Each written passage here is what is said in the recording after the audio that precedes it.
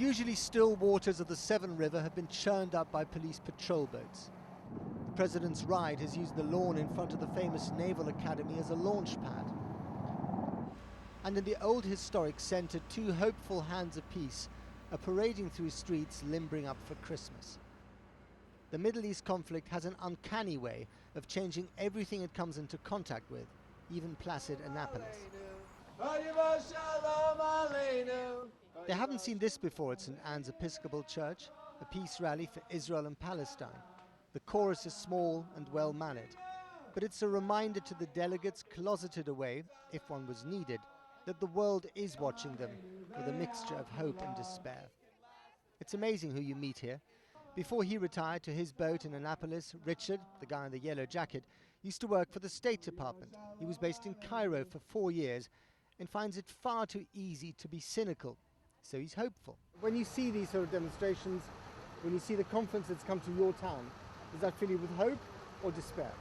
No, I'm optimistic that the two parties are going to talk peace and maybe even do something about it. Lainey Burke, who worked on the Marshall Plan for post-war Germany, and now thinks that something similar is needed for Palestine. But Lainey won't give hope a chance. It's a kind of let's all get around together and sing Kumbaya. I think that's never proved too effective. Even before the delegates swarmed into town, Annapolis, it turns out, was an outpost of the Middle East in one small way. The synagogue on Hilltop Street is the very definition of nondescript, but inside Rabbi Weisblum showed me a treasure trove of the tortured history of his people. For example, this is a Torah that's almost 240 years old. It turns out that the rabbi himself served in the Israeli army for 14 years, and his son, who lives in Tel Aviv, is preparing to enlist.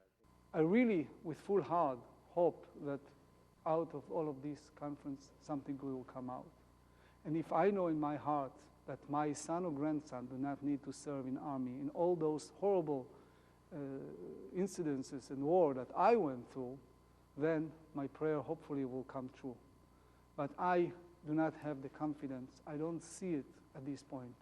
Annapolis, the name, like the city, is so beguiling.